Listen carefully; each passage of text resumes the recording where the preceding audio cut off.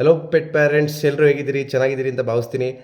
ನೆನ್ನೆ ನಾನು ನಿಮ್ಗೆ ಹೇಳಿದ್ದೆ ಕಿವಿಗೆ ಸಂಬಂಧಪಟ್ಟಂಗೆ ಮತ್ತು ಮೂಗಿಗೆ ಸಂಬಂಧಪಟ್ಟಂಗೆ ವೀಡಿಯೋ ಮಾಡ್ತೀನಿ ಅಂತ. ನೆನ್ನೆ ನನಗೆ ಒಂದು ರಿಕ್ವೆಸ್ಟ್ ಬಂತು, ಈ ಪೆಟ್ಸು ಅಥವಾ ಪಪ್ಪೀಸು ಹಂಪ್ ಮಾಡ್ತವೆ, ಆ ಬಿಹೇವಿಯರ್ ಬಗ್ಗೆ ನಮಗೆ ಒಂಚೂರು ಇನ್ಫಾರ್ಮೇಷನ್ ಕೊಡಿ ಅಂತ ಕೇಳಿದರು. ಸೊ ಹಂಗಾಗಿ ಅದ್ರ ಮೇಲೇ ವೀಡಿಯೋ ಮಾಡ್ತಾಯಿದ್ದೀನಿ. ಆಮೇಲೆ ನೆನ್ನೆ ಆ, ಆ, ಜ್ಯೋತಿ ಲಕ್ಷ್ಮಿ ಅಂತ ಒಬ್ರು ವ್ಯೂವರು ಟೆಕ್ಸ್ಟ್ ಮಾಡಿದರು, ನೀವು ಏನು ಮಾತಾಡ್ತಿರೋ ಅದ್ರ ಬಗ್ಗೆ ರೆಫರೆನ್ಸ್ ಇಮೇಜಸ್ ಹಾಕಿ ಅಂತ. ಅಲ್ಲೋ ಮ್ಯಾಮ್, ಥ್ಯಾಂಕ್ ಯು ನಿಮಗೆ. ಯಾಕೆ ಅಂದರೆ ನೀವು ಆ, ಒಳ್ಳೆ ರೆಸ್ಪಾನ್ಸ್ ಮಾಡಿದ್ದೀರಿ. ನಿಮಗೆ ನಿಮ್ಮ ಪಾಯಿಂಟಲ್ಲಿ ಅರ್ಥ ಇದೆ. ನಾನು ಮುಂದಿನ ವೀಡಿಯೋಗಳಲ್ಲಿ ಅದನ್ನು ರೆಫರೆನ್ಸ್ ಇಮೇಜಸ್ಸು ಅಥವಾ ವೀಡಿಯೋಸ್ನ ಅಪ್ಲೋಡ್ ಮಾಡೋದಕ್ಕೆ ಟ್ರೈ ಮಾಡ್ತೀನಿ. ಸೊ ಯಾಕೆ ಪಪ್ಪೀಸು 4 ತಿಂಗಳು ಅಥವಾ 3 ತಿಂಗಳು, ಕೆಲವು ಮನೇಲಂತೂ 2.5 ತಿಂಗಳಿಗೆಲ್ಲ ಹಂಪ್ ಮಾಡ್ತಿರುತ್ತೆ. ಅದನ್ನು ನಾನು ನೋಟಿಸ್ ಮಾಡಿದ್ದೀನಿ. ಪೇರೆಂಟ್ಸ್ ಕೂಡ ನನ್ನ ಹತ್ರ ಕೇಳಿದ್ದಾರೆ, ಯಾಕೆ ಹಂಪ್ ಮಾಡ್ತಾ ಇದೆ, ಇದು ಓಕೆನಾ ಅಥವಾ ಸರಿ ಇಲ್ವಾ ಅಂತ. ಹೌದು, ಪಪ್ಪಿಗಳು ನಿಮಗೆ ಹಂಪ್ ಮಾಡೋದು ಅದೇನು ಅನ್ಯೂಶ್ವಲ್ ಅಲ್ಲ, ಅದು ಯೂಶ್ವಲೇ. ಹೌದು, ಸಾಮಾನ್ಯವಾಗಿ ನಿಮಗೆ ಪಪ್ಪೀಸು ಹಂಪ್ ಮಾಡ್ತವೆ. ಹಂಪ್ ಮಾಡೋಕ್ಕೆ ಕಾರಣ ಏನು ಅಂತ ಕೇಳಿದ್ರೆ, ಒಂದು ಡಾಮಿನೆನ್ಸ್ನ ಶೋ ಮಾಡೋದು, ಅಥವಾ ಎಕ್ಸೆಸಿವ್ ಆಫ್ ಎನರ್ಜಿ, ಅತಿಯಾದ ಏನು ದೇಹಶಕ್ತಿ ಏನು ಮಾಡುತ್ತೆ, ಇವಕ್ಕೆ ಹಂಪ್ ಮಾಡೋದಕ್ಕೆ ಉತ್ತೇಜನ ಕೊಡುತ್ತೆ.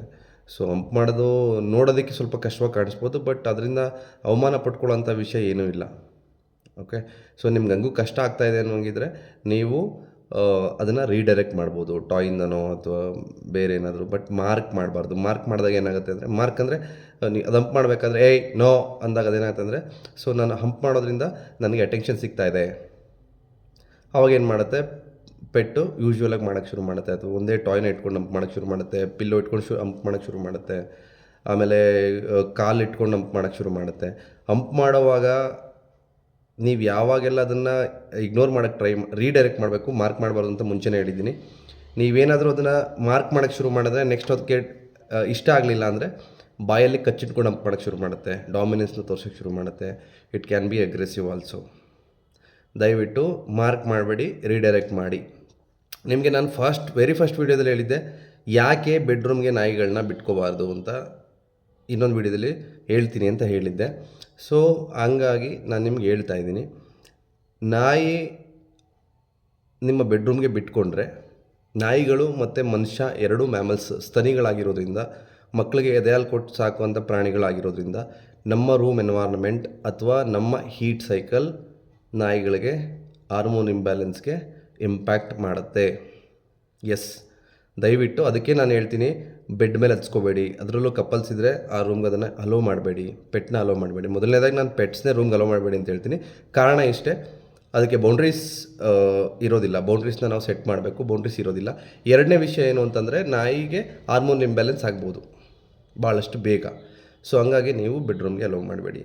ಅದರಲ್ಲಿ ಮೇಲ್ ಡಾಗ್ಸ್ ನೀವೇನಾದರೂ ಸಾಕಿದ್ದೀರಾ ಅಂದರೆ, ನ್ಯೂಟ್ರು ಮಾಡೋವರೆಗೂ ಅಥವಾ ನ್ಯೂಟ್ರು ಮಾಡೋಕ್ಕಿಂತ ಮುಂಚೆ ನಾಯಿಗಳನ್ನ ತೊಡೆ ಮೇಲೆ ಮಲಗಿಸ್ಕೋಬಾರ್ದು.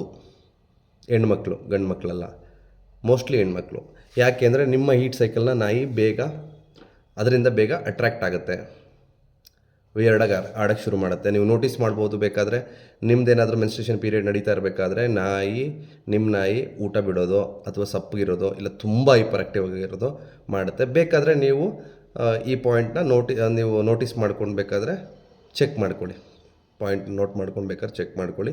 ಇದು ಯೂಶ್ವಲ್ ಇಂಪ್ಯಾಕ್ಟ್. ಇದರಿಂದ ನಾವೇನು ಹೇಳಬೇಕು ಅಂದರೆ, ಮೊದಲನೇದಾಗಿ ನಾಯಿಗೆ ಕೆಲವರು ಪೇರೆಂಟ್ಸ್ ಹೇಳ್ತಾರೆ, ಸರ್ ಯಾವುದಾದ್ರೂ ಫೀಮೇಲ್ ಡಾಗ್ ಇದ್ದರೆ ನೋಡಿ ಮೇಟ್ ಮಾಡಿಸ್ಬೇಕು. ತುಂಬ ಜನ ಕೇಳಿದ್ದಾರೆ. ಏನಾಗುತ್ತೆ ಅಂದರೆ, ನಿಮಗೆ ನಾವು ಫೀಮೇಲ್ ಡಾಗ್ನ ತಂದುಕೊಟ್ಟಾಗ ನಾಯಿಗೆ ಅಲ್ಲಿವರೆಗೂ ಮೇಟಿಂಗ್ ಅಂದರೆ ಏನು ಅಂತ ಗೊತ್ತಿರಲಿಲ್ಲ. ಸೊ ನೀವೇ ಅದಕ್ಕೆ ಇಂಟ್ರೊಡ್ಯೂಸ್ ಮಾಡಿದ್ರಿ. ಅವಾಗ ಏನು ಮಾಡುತ್ತೆ, ನಾಯಿಗೆ ನಿಮ್ಮ ಕಾಲಂಪ್ ಮಾಡೋದಂತೂ ಡೆಫಿನೆಟಾಗಿ ಬಿಡುತ್ತೆ. ಒಂದ್ಸತಿ ಮೀಟಿಂಗ್ ಆದರೆ ಮತ್ತೆ ಅದನ್ನೇ ಕೇಳ್ತಾ ಇರುತ್ತೆ. ನಿಮ್ಮ 1 ಕಿಲೋಮೀಟ್ರ್ ಸರೌಂಡಿಂಗಲ್ಲಿ ಎಲ್ಲೇ ಫೀಮೇಲ್ ಡಾಗ್ ಹಿಟ್ಟಲ್ಲಿದ್ರೂ ನಾಯಿಗೆ ಗೊತ್ತಾಗ್ಬಿಡುತ್ತೆ ಈಸಿಯಾಗಿ. ಸೊ ಅದು ಅಲ್ಲಿ ಹೋಗಬೇಕು ಅಂತಾಗಲಿ ಅಥವಾ ಹಂಪ್ ಮಾಡಬೇಕು ಅಂತಾಗಲಿ ಜಾಸ್ತಿ ಹಂಪ್ ಮಾಡೋದನ್ನ ಬಿಟ್ಬಿಡುತ್ತೆ. ಬಟ್ ಅಲ್ಲಿ ಹೋಗಬೇಕು ಅಂತ ಜಾಸ್ತಿ ಆಸೆ ಪಡುತ್ತೆ, ಫ್ರಸ್ಟ್ರೇಟ್ ಆಗುತ್ತೆ. ಸೊ ಹಂಗಾಗಿ ದಯವಿಟ್ಟು ಮೇಟಿಂಗ್ ಅನ್ನೋ ಪ್ಲ್ಯಾನ್ನ ತಲೆಯಿಂದ ತೆಗೆದಾಕ್ಬಿಡಿ. 2 ವರ್ಷದಿಂದ ಹೇಳಿರೋ ಕಸ್ಟಮರ್ಸ್ ಪೇರೆಂಟ್ಸ್ದು ಅದರ ಇನ್ನೂ ಲಿಸ್ಟ್ ಇದೆ. ಅವರು ಒಂದು ಫೀಮೇಲ್ ಡಾಗ್ ನೋಡಿ ಅಂತ ಹೇಳ್ತಿದ್ದಾರೆ. ಯಾರೂ ಫೀಮೇಲ್ ನಾಯಿಗಳನ್ನ ನಿಮಗೆ ಮೇಟ್ ಮಾಡಿಸ್ತೀವಿ ಅಂತ ಎಲ್ಲ ತುಂಬ ರೇರು. ತುಂಬ ರೇರು ಫೀಮೇಲ್ ಡಾಗ್ಸ್ ಹಾಕಿರೋರು ನಾನು ಮರಿ ಮಾಡಿಸ್ತೀನಿ ಒಂದು ಸಲ ಅಂತ ಅನ್ನೋರು ಅಥವಾ ಮರಿ ಮಾಡಿಸ್ತೀನಿ ಅನ್ನೋರು. ಯಾವ ಬ್ರೀಡರ್ಸು ಮನೇಲಿರೋ ನಾಯಿಗಳಿಗೆ ಮೇಟಿಂಗ್ಗೆ ಒಪ್ಕೊಳ್ಳೋದಿಲ್ಲ. ಅದು ತಲೆನೋವು ಅಂತ. ಏನು ತಲೆನೋವು?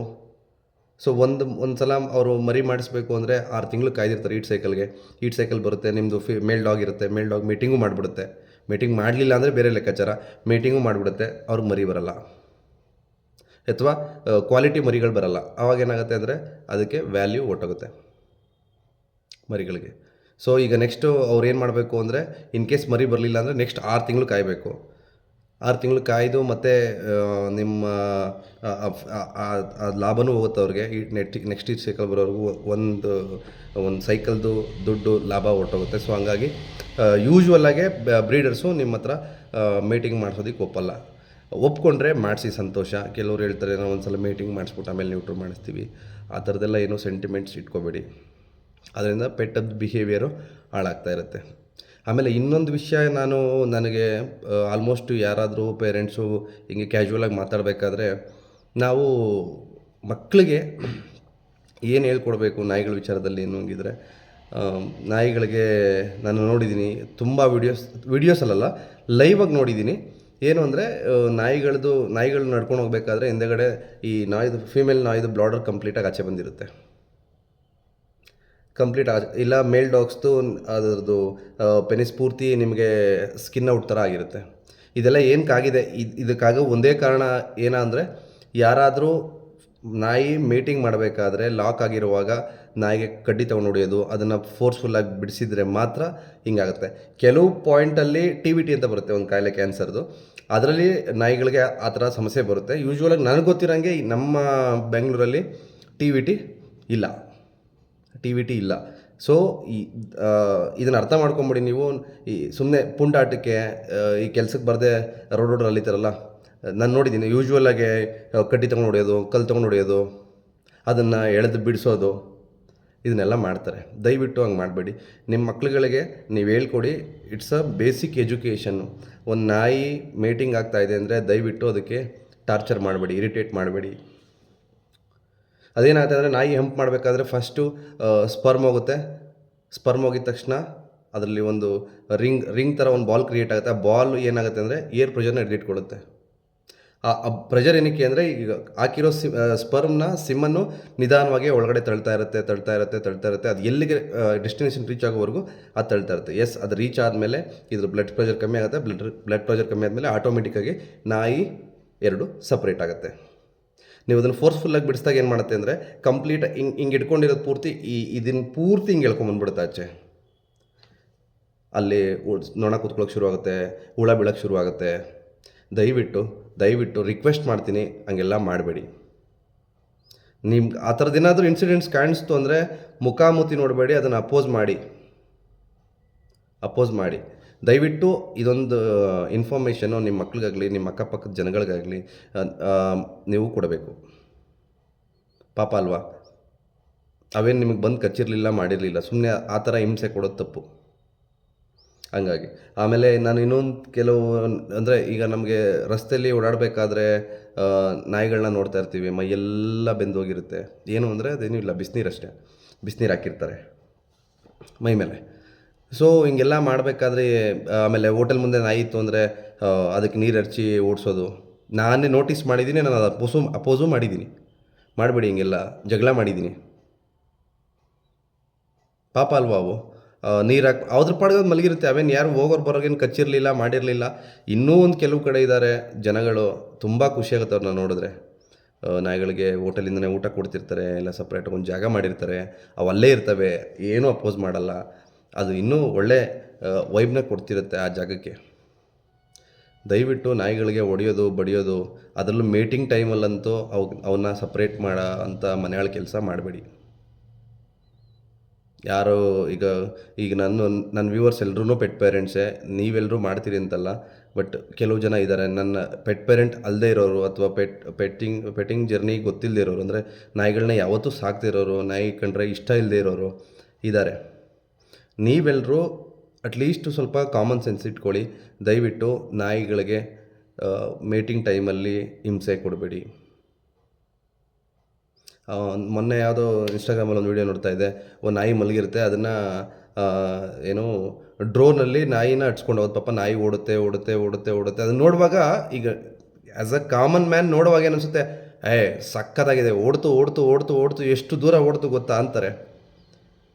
ಈಡಿಯಟ್ ಅವನು, ಇಡಿಯಟ್ ಅಲ್ಲ ಪಾಪ. ನಾಯಿನ ನೀವು ಅಷ್ಟು ದೂರ, ಅದಕ್ಕೆ ಎಷ್ಟು ಗಾಬರಿ ಆಗಿರುತ್ತೆ, ಎಷ್ಟು ಸುಸ್ತಾಗಿರುತ್ತೆ. ಅದಕ್ಕೆ ನೋಡಿದ್ರೆ ಮಿಲಿಯನ್ ಗಟ್ಟಲೆ ವ್ಯೂಸು, ಏನೋ ದೊಡ್ಡ ಗನಾಂಧಾರಿ ಕೆಲಸ ಮಾಡಿರೋ ಥರ. ಬೇಡ, ಸ್ವಲ್ಪ ಪ್ರಾಣಿಗಳ ಮೇಲೆ ದಯೆ ಇರಲಿ. ನಾಯಿನೇ ಅಂತಲ್ಲ, ಯಾವುದೇ ಪ್ರಾಣಿ ಆದ್ರೂ ಸ್ವಲ್ಪ ದಯೆ ಇರಲಿ. ಸೊ ಹಾರ್ಮೋನ್ ಇಂಬ್ಯಾಲೆನ್ಸ್ ಆಗಬಾರ್ದು ಅನ್ನೋಂಗಿದ್ರೆ ಒಳ್ಳೆ ನಾಯಿಗೆ ಎಕ್ಸಸೈಸ್ ಮಾಡಿಸಿ. ಅದೊಂದೇ ನಿಮಗೆ ಇರೋ ದಾರಿ. ಆಮೇಲೆ ಯಾವ ನಾಯಿನೂ ಸುಮ್ಮನೆ ಬ್ರೀಡ್ ಆಗಿಲ್ಲ. ಎಲ್ಲ ನಾಯಿಗಳಿಗೂ ಒಂದು ಪರ್ಪಸ್ ಇತ್ತು. ಒಂದು ಜರ್ಮನ್ ಶೆಪರ್ಡ್ ಅಂತ ತೊಗೊಂಡ್ರೆ ಕುರಿಗಳನ್ನ ಕಾಯೋದಕ್ಕೆ ಅಂತ ಶುರು ಮಾಡಿದ್ರು. ಒಂದು ರಾಟ್ ವೈಲರ್ ಅಂದರೆ ಅದು ಮಾಂಸದ ಗಾಡಿಗಳನ್ನ ಎಳೆಯೋದಕ್ಕೆ ಅಂತ ಶುರು ಮಾಡಿದಂಥ ಬ್ರೀಡು. ಒಂದು ಬೀಗಲ್ ಅಂದರೆ ಮೊಲಗಳನ್ನ ಬೇಟಾಡೋದಕ್ಕೆ ಅಂತ ಶುರು ಮಾಡಿದಂಥ ಬ್ರೀಡು, ಅಗ್ರಿಕಲ್ಚರ್ಗೆ ಸಂಬಂಧಪಟ್ಟಂಗೆ. ಆಮೇಲೆ ಒಂದು ಡ್ಯಾಶ್ ಹೌಂಡ್ ಅಂದರೆ ಇಲಿಗಳನ್ನ ಬೇಟಾಡೋದಕ್ಕೆ ಅಂತ ಶುರು ಮಾಡಿದಂಥ ಬ್ರೀಡು. ಪ್ರತಿಯೊಂದು ಬ್ರೀಡ್ಗೂ ಅಲ್ಲೊಂದು ಪರ್ಪಸ್ ಇದ್ದೇ ಇದೆ. ಒಂದು ಕಾರಣಕ್ಕೋಸ್ಕರನೇ ಅದನ್ನು ನಾವು ನಮ್ಮ ಹಿರಿಯರು ಅದನ್ನು ಬ್ರೀಡ್ ಮಾಡಿದ್ದಾರೆ. ನಮಗೇನೂ ಕಾರಣ ಗೊತ್ತಿಲ್ಲ, ನಾಯಿ ತತ್ತೀವಿ. ಹಸ್ಕಿ ತತ್ತೀರಿ, ಹಸ್ಕಿ ಸಿಕ್ಕಾಬಟ್ಟೆ ಸಾರ್ ಆಗಲ್ಲ ಸರ್ ತಡ್ಕೊಳಕ್ಕಿದ್ನ, ಸಿಕ್ಕಾಬಟ್ಟೆ ಎನರ್ಜಿ. ಬೀಗಲ್ ತಂದಿರೋದಂತೂ ಪಾಪ ಅವ್ರ ಕಣ್ಣೀರು ನೋಡೋಕ್ಕೆ ಆಗಲ್ಲ, ಆ ಥರ ಕಣ್ಣೀರು ಹಾಕ್ತಿರ್ತಾರೆ. ಅಯ್ಯೋ ಸರ್ ಯಾಕೆ ತಂದುವ ಬೀಗಲ್ನ, ವಿಪರೀತ ಬೊಗಳುತ್ತೆ ಸರ್, ವಿಪರೀತ ಓಡಾಡುತ್ತೆ. ಹೌದು, ಮೊಲ ಬೇಟೆ ಆಡಬೇಕು ಅಂದರೆ ಅದಕ್ಕೆ ಅಷ್ಟು ತಾಕತ್ತು ಬೇಕು. ಸೊ 100 ವರ್ಷದಿಂದನೂ ಬೀಗಲ್ ಹಂಗೆ ಇತ್ತು, ಇವತ್ತು ಹಂಗೆ ಇದೆ, ಮುಂದಿನ 100 ವರ್ಷಕ್ಕೂ ಬೀಗಲ್ ಹಂಗೆ ಇರುತ್ತೆ. ಸ್ವಲ್ಪ ಬ್ರೀಡ್ಗಳನ್ನ ಸ್ವಲ್ಪ ಅದನ್ನು ಮಾಡಿಫೈ ಮಾಡಿದ್ದಾರೆ ಸೈಂಟಿಫಿಕ್ಲಿ. ಸೊ ಅದನ್ನು ನಮಗೆ ಅದು ಬೇಡದಿರೋ ವಿಷಯ. ನಾಯಿನ ಬ್ರೀಡ್ ಸೆಲೆಕ್ಟ್ ಮಾಡಬೇಕಾದ್ರೆ ನಿಮಗೆ ಸ್ವಲ್ಪ ಅವೇರ್ನೆಸ್ ಇರಲಿ. ಯಾವ ಬ್ರೀಡ್ ನಾನು ತರ್ತಾ ಇದ್ದೀನಿ, ಇದಕ್ಕೆ ಬೇಕಾಗಿರೋಂಥ ಎಕ್ಸಸೈಸ್ ನನ್ನ ಕೈಲಿ ಕೊಡೋಕ್ಕಾಗಲ್ವಾ? ಕೊಡೋಕ್ಕಾಗತ್ತೆ ಅನ್ನೋಂಗಿದ್ರೆ ನನ್ನ ಕಡೆಯಿಂದ ಏನು ಎಕ್ಸಸೈಸ್ ಎಲ್ಲ ಕೊಡ್ಬೋದು. ಮಸ್ಟ್ ಆ್ಯಂಡ್ ಶುಡ್ ನೀವು ವಾಕಿಂಗ್ ಮಾಡಿಸ್ಲೇಬೇಕು. ಕೆಲವು ಬ್ರೀಡ್ನ ಬಿಟ್ಟು ನಾನು ಅದನ್ನೆಲ್ಲ ಮುಂದೆ ಬರ್ತಾ ಇರ್ತೀನಿ. ನೀವು ರಾಟ್ ವೈಲರ್ ತೊಗೊಂಡಿದ್ದೀರಿ, ಜರ್ಮನ್ ಶೆಪರ್ಡ್ ತೊಗೊಂಡಿದ್ದೀರಿ, ಡಬರ್ಮೆನ್ ತೊಗೊಂಡಿದ್ದೀರಿ, ಅಥವಾ ನೀವು ಬೇರೆ ಕೆಲಸಕ್ಕೆ ಅಂತ ಶುರು ಮಾಡೋಂಥ ಬ್ರೀಡ್, ಒಳ್ಳೆ ಅಥ್ಲೀಟ್ ಇರೋಂಥ ನಾಯಿಗಳನ್ನ ತೊಗೊಂಡಿದ್ದೀರಿ ಅಂದಾಗ ಮ್ಯಾಂಡೇಟ್ ನೀವು ಎಕ್ಸಸೈಸ್ ಮಾಡಿಸ್ಲೇಬೇಕು. ಹೇಳ್ತಾರೆ ಸರ್ ನಮ್ಮ ಮನೇಲೆಲ್ಲ ಓಡಾಡ್ಕೊಳುತ್ತೆ ಸರ್ ನಾಯಿ, ಆರಾಮಾಗಿ ಬೆಳಗ್ಗೆಯಿಂದ ಸಾಯಂಕಾಲದವರೆಗೂ ಓಡಾಡ್ತಿರುತ್ತೆ, ಆದರೂ ಎನರ್ಜಿ ಡ್ರೈನ್ ಆಗೋಲ್ಲ. ನೀವೇ ಅರ್ಥ ಮಾಡ್ಕೊಳ್ಳಿ. ಅಷ್ಟು ಓಡಾಡಿದ್ರು ನಿಮ್ಮ ನಾಯಿಗೆ ಎನರ್ಜಿ ಡ್ರೈನ್ ಆಗಿಲ್ಲ ಅಂದರೆ ನಿಮ್ಮ ನಾಯಿಗೆ ಎನರ್ಜಿ ಡ್ರೈನ್ ಮಾಡಿಸ್ಬೇಕು ನೀವು. ಅದು ಮಾಡ್ತಾ ಇರೋಷ್ಟು ಅದು ಎನರ್ಜಿ ಡ್ರೈನೇ ಅಲ್ಲ ಅದು ಆ್ಯಕ್ಚುಲಿ ಹೇಳಬೇಕು ಅಂದರೆ. ನಾಯಿದು ಬ್ರೈನು 120ರಿಂದ 140 ಕಿಲೋಮೀಟರ್ ಸ್ಪೀಡಲ್ಲಿ ವರ್ಕ್ ಆಗುತ್ತೆ. ಸೊ ನೀವು ಇಲ್ಲಿ ಓಡಾಡಬೇಕಾದ್ರೆ ಅದೇ ಸ್ಪೀಡಲ್ಲಿ ಓಡ್ತಿರುತ್ತೆ ತಲೆ, ಅದಕ್ಕೆ ಬ್ರೈನ್ ಅದೇ ಸ್ಪೀಡಲ್ಲಿ ಕೆಲಸ, ಆಲ್ಮೋಸ್ಟ್ ಆ್ಯಾವ್ರೇಜಲ್ಲಿ ಕೆಲಸ ಮಾಡ್ತಿರುತ್ತೆ ಆಸ್ಪಾಸಲ್ಲಿ. ಸೊ ನೀವು ಯಾವಾಗ ನಾಯಿನ ಸ್ಲೋ ವಾಕಿಂಗ್ ಮಾಡಿಸ್ತೀರಾ ಆವಾಗಷ್ಟೇ ಎನರ್ಜಿ ಡ್ರೈನ್ ಆಗೋದು ನಾಯಿದು. ಓಡ್ದಾಗಲ್ಲ, ಮುಸ್ಕೊಂಡು ಹೋದಾಗಲ್ಲ. ನಾಯಿಗೆ ಸ್ಲೋ ವಾಕ್ ಮಾಡಬೇಕು, ಆವಾಗ ಎನರ್ಜಿ ಡ್ರೈನ್ ಆಗುತ್ತೆ. ನೀವು ಸ್ಲೋ ಕಾಮ್ ವಾಕ್ ಮಾಡಿಸಿ ಆಮೇಲೆ ನನಗೆ ಹೇಳಿ. ಹೌದು, ಈಗ ನೀವು 2 ಅವರ್ ವಾಕ್ ಮಾಡಿಸೋದು ಒಂದೇ, ಸ್ಲೋ ವಾಕಿಂಗಲ್ಲಿ 2 ಅವರ್ ಓಡಿಸೋದು ಒಂದೇ, ಅರ್ಧ ಗಂಟೆ ಸ್ಲೋ ವಾಕ್ ಮಾಡಿಸೋದು ಒಂದೇ. ನಾಯಿ ಬರುತ್ತೆ, ನೀರು ಕುಡುತ್ತೆ, ಮಲ್ಕೊಳ್ಳುತ್ತೆ. ಬೆಳಗ್ಗೆ ಸಾಯಂಕಾಲ ನಾಯಿಗೆ ವಾಕಿಂಗ್ ಮ್ಯಾಂಡೇಟ್. ವಾಕಿಂಗ್ ಮಾಡಿಸಿ ನೀವು. ತುಂಬ ಹೊತ್ತಾಗೋಯ್ತು, ಆಲ್ರೆಡಿ 13-14 ನಿಮಿಷ ಆಗೋಯ್ತು, ಸಾಕು ಇವತ್ತಿಗೆ. ಇನ್ನೂ ವಿಷಯ ಇದೆ ಹೇಳ್ತೀನಿ. ಯಾಕೆ ಅಂದರೆ ನಾನು ಫಸ್ಟಿಗೆ ನಿಮಗೆ ಎಲ್ಲ ಇನ್ ಡೆಪ್ತ್ ಹೋಗಿ ಹೇಳೋವಾಗ ನಿಮ್ಗೇನಾಗುತ್ತೆ ಅಂದರೆ ವಿಷಯಗಳನ್ನ ಕೇಳಿಸ್ಕೊಳ್ಳೋ ಆಸಕ್ತಿ ಇಲ್ಲ. ಯಾಕಂದರೆ ಒಂದೇ ಒಂದು ವಿಡಿಯೋ ಮುಂದೆ ನೀವು 15-14 ನಿಮಿಷ ಕೂತ್ಕೋಬೇಕು ಅಂದರೆ ನಿಮ್ಗೆ ಅಷ್ಟು ಇನ್ಫಾರ್ಮೇಷನ್ ಕೊಡಬೇಕು. ಆ ಇನ್ಫಾರ್ಮೇಷನ್ ಇನ್ ಡೆಪ್ತ್ ನಾನು ಮುಂದೆ ಬರ್ತಾ ಹೇಳ್ತೀನಿ. ಸದ್ಯಕ್ಕೆ ಇವತ್ತಿನ ವೀಡಿಯೋಗೆ ಇಷ್ಟು ಸಾಕು. ನಾವು ನೆಕ್ಸ್ಟ್ ವೀಡಿಯೋದಲ್ಲಿ ಮೀಟ್ ಮಾಡೋಣ. ನೆಕ್ಸ್ಟ್ ವೀಡಿಯೋದಲ್ಲೂ ಏನಾದರೂ ವಿಷಯ ಕೇಳಿದ್ರೆ ಆ ವಿಷಯದ ಮೇಲೆ ಪ್ರಿಪೇರ್ ಆಗಿ ನಾನು ಮಾತಾಡ್ತೀನಿ. Thank you so much. ಸ್ವಲ್ಪ ಕೇಳಿಸ್ಕೊಳ್ಳುವಾಗ ನಿಮಗೆ ಕಷ್ಟ ಅಂತ ಅನಿಸ್ಬೋದು, ಅಥವಾ ಈ ಥರ ಮಾತಾಡ್ತಾರೆ ಅಂತ ಅನಿಸ್ಬೋದು, ಇದು ಸತ್ಯ. ಸೊ ನಾವು ಏನು ಮಾಡಬೇಕು ಅಂದರೆ ಇದ್ರ ಮೇಲೆ ಕಾನ್ಸಂಟ್ರೇಟ್ ಮಾಡಿ ನಮ್ಮ ಗೊತ್ತಿಲ್ಲದಿರೋರಿಗೆ ಎಜುಕೇಷನ್ ಕೊಡಿ. ಇಲ್ಲ ಹಿಂಗಲ್ಲ ಹಿಂಗೆ ಅಂತ. ದಯವಿಟ್ಟು ನಾಯಿಗಳ ಮೇಲೆ ಅಬ್ಯೂಸ್ ಮಾಡೋದನ್ನ ದಯವಿಟ್ಟು ನಿಲ್ಲಿಸಿ. ಅಂದರೆ ಮಾಡ್ತಾ ಇರೋರು, ಮಾಡದೇ ಇರೋರಲ್ಲ. ಈ ಅಬ್ಯೂಸಲ್ಲಿ ನಮಗೆ ಮನೆ ಒಳಗಡೆ ಇಟ್ಕೊಂಡಿರೋ ನಾಯಿಗಳಿಗೂ ಅಬ್ಯೂಸ್ ಆಗುತ್ತೆ. ಅದೇನು ಅಂತ ನಾನು ನಿಮಗೆ ಅಪ್ಕಮಿಂಗ್ ವೀಡಿಯೋದಲ್ಲಿ ಹೇಳ್ತೀನಿ. Okay, bye, thank you.